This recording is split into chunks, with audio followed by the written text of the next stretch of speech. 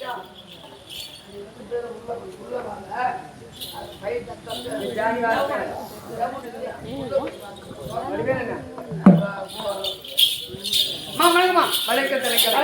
என் சபையில் நாடு வருகிற போது நான் சென்றவள் தெரியுமா?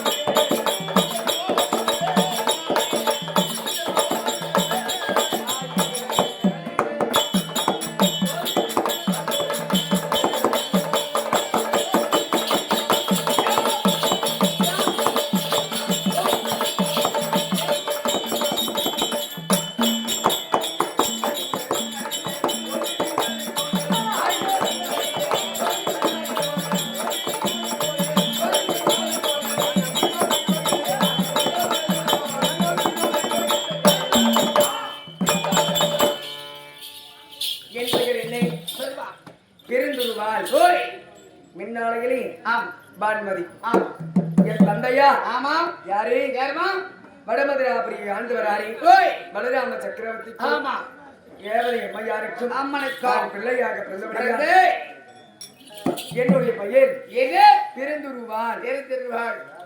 எப்படி பிறந்திருவாள்? எனக்கு பிறந்த இடத்திலே பான்மதி. என் இளைய சித்தப்பா வைத்த பெயர் எனக்கு பான்மதி.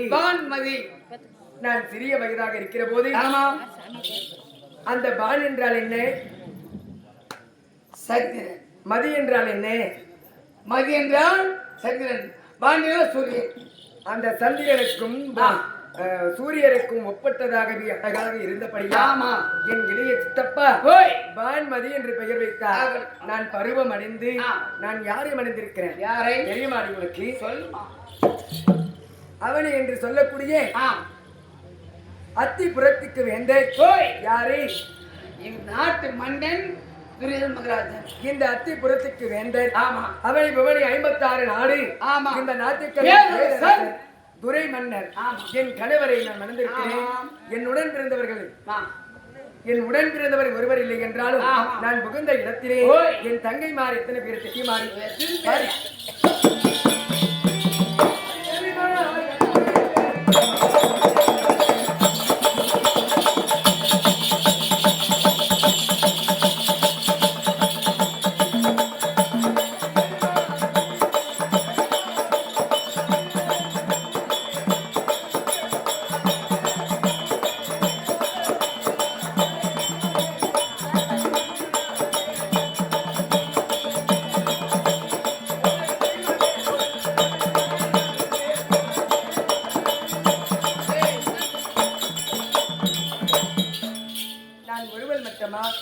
நான் புகுந்த இடம் பெரிய தெருவு. இந்த 56 வீதி. இந்த வீதியிலேயே என் கணவர் விட்டார்கள் 100 பேர்கள். அப்படி 100 பேருக்கும் மூத்தவரை நான் மணந்தேன். என்னுடைய குழந்தைனார்கள் பேர் 99 பேர். அப்படி இருக்கிறார். இந்த 100 மனைவிமார்களுக்கும் நான் தான் பெரியவள், மூத்தவள். அப்படி பெரியவள் என்று பெருமையாக பேசிக் கொண்டு இன்ற நாளையிலே இந்த நாட்டிலே என் கணவர்மார்கள் எல்லாம் காணகம் சென்றிருக்கிறார். என்ன அந்த பாண்டவர்களாக மற்றவர் காணிகா வனம் சென்ற பாண்டவர்கள் மாண்டாரா, இருந்தாரா, செத்தாரா, இல்ல பிழைத்திருக்கிறாரா, அவர் மாண்டு விட்டாரா, இல்ல உயிரோடு இருக்கிறாரா? இந்த 6 வயதில் இருப்பவர் மட்டும்தான் இந்த நாட்டில் இருக்கிறார். 60 வயதுக்கு மேல இருப்பவர்தான் நாட்டில் இருக்கிறார். ஆண் மக்கள். மீது இருப்பவர்கள் எல்லாம் காடா வனவாசம் சென்றிருக்கிறார். காடு சென்ற பாண்டவர்கள் உயிரோடு இருக்கிறார்களா இல்லையா என்று என் கணவர்களாக மட்டும் சந்தேகப்பட்டார். அதனால காலகமே போயிருக்கிறார்.